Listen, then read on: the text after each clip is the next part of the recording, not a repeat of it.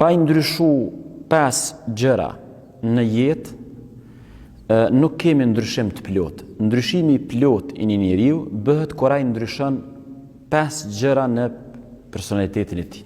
E para është duhet me ndru bindjet, duhet me avancu bindjet. E dyta është njeriu duhet me i ndryshu preokupimet. Çka të preokupon ty? Çka zihet brenda teje?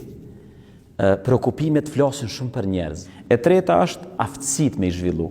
Çdo njeriu Zoti ka dhënë përparësi dhe ato duhet me i zhvillu.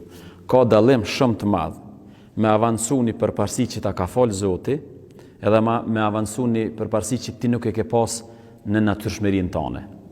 Me avancu një përparësi që ta ka dhënë Zoti, pak me punu arrin shumë, ndërsa atë që se ki duhet me punu shumë për me arrit.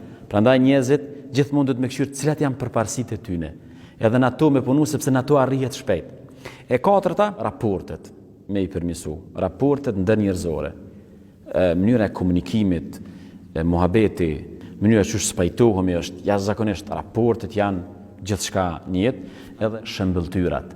Kush janë modelet e shoqënisë?